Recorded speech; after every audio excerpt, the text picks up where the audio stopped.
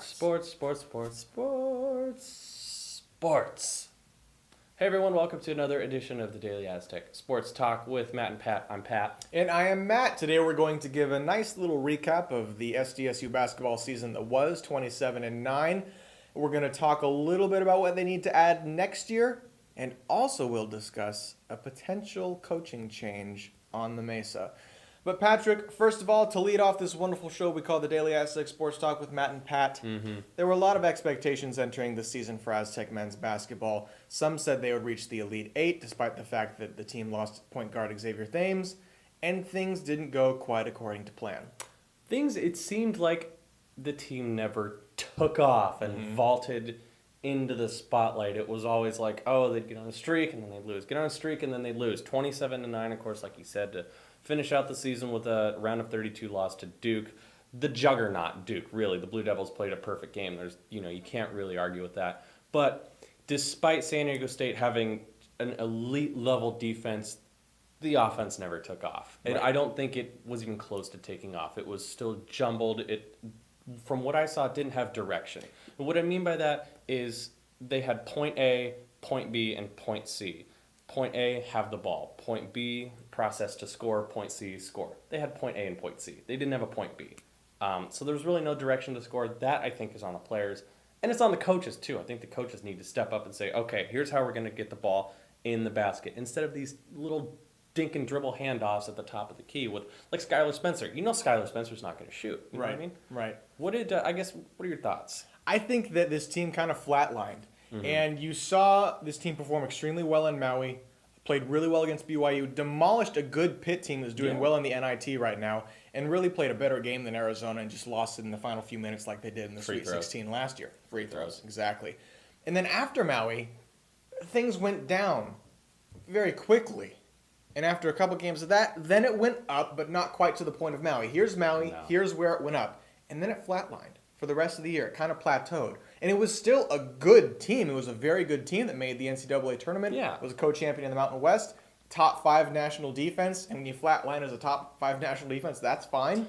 But the offense never improved. No. Never improved. Despite what the coaches were saying, despite what the players were saying, didn't really see it on the court. Sure, you can make so many jump shots and free throws in practice, but in practice, there's no opposing team out there. There's no crowd out there. There's no game atmosphere. So it's completely different. Patrick and I could probably make 30% of shots in practice. Yeah, I think even 35% shots in practice.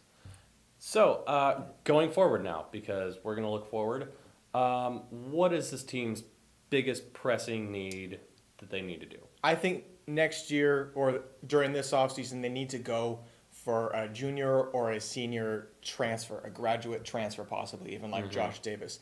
This team, Malik Pope is likely going to return. I mean, we can knock on wood, but all indications are that he will return for his sophomore season and then probably declare after that. Chad Ford said recently that he might be a top 5 pick if he stays for his sophomore year. So he'll be back. Zylan Cheatham will be there. Trey Kell will be a sophomore. Kevin Zab will hopefully get some minutes off the bench. Jeremy Hemsley. People are overlooking this kid. 4 stars from Laverne. Paul Biancardi of ESPN said that he would be the most impactful mid-major recruit. He's calling SDSU a mid-major. I don't blame him after the postseason that we just had. So I think that it'll be a great team, but it'll be a young team. And the only seniors will be Skylar Spencer and Angelo Chull. Yeah.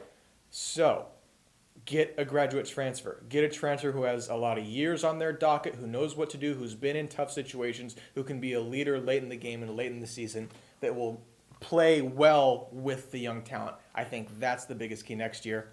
What about you? Point guard.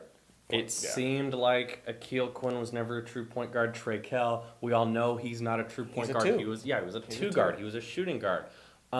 Get a point guard. There's a couple of point guards already on the transfer market right now. One of them is immediately eligible to play this coming season, and that's Zach Collins from South Florida. Collins averaged about 7 points, 6 assists per game, and like Matt brought up earlier today, sometimes San Diego State wouldn't get 6, the whole team wouldn't get 6 assists in a game. So I think that kind of veteran presence at point, experience with the passive first mindset, I think that's what they need. Yeah, man, if you could combine the senior veteran transfer with a point guard, wow, that's exactly what this team needs. Fisher, hire us. We'll take $50,000 a year. That's fine. We'll, as your scouts. I mean, Matt and Pat, right there. You got it. Okay, so Speaking of Coach Fisher, he's got a buddy down there on the bench, Justin Hudson, the guru of SDSU's defense. But because he's so good, mastermind, he really the evil is. genius of that defense. But because he's so good, other schools are going after him. Yeah, and other schools are not afraid to pull out the checkbook and write him a hefty check. It was reported by Chris Murray of the Reno Gazette-Journal that Justin Hudson interviewed for the Nevada Reno men's basketball coaching job. Of course, we now know that Eric Musselman will be the coach, but the point is Hudson is out there looking for a head coaching gig. Matt, what do you think is going to happen? Do you think Hudson will stay or will he go? Quite frankly, I think Hudson's going to go. It was reported by the same writer for the Reno Gazette-Journal that Justin Hudson, quote, really, really wanted the job at Nevada. I think he's ready to get a head coaching gig. To be quite frank, he's earned a head coaching gig with the defense he's put on here at San Diego State. He's also been reported to be in the running for the University of San Diego job. However, I don't think he would take that because if you're going to make a coaching move, always try to make it a step up. Don't make it a step down or a step parallel. I think head coach at USD is about the same plane as an assistant coach at SDSU.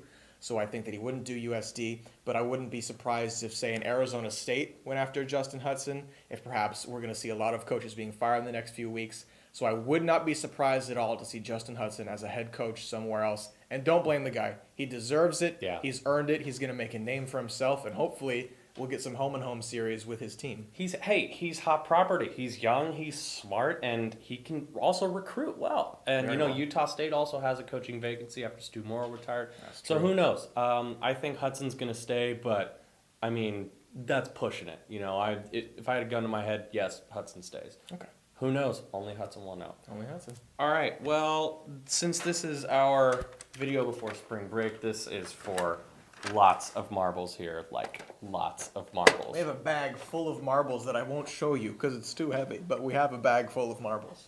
You guys ready? Bye. Quick, you have all my marbles now. I have all his marbles. Bye-bye. Have a good spring break.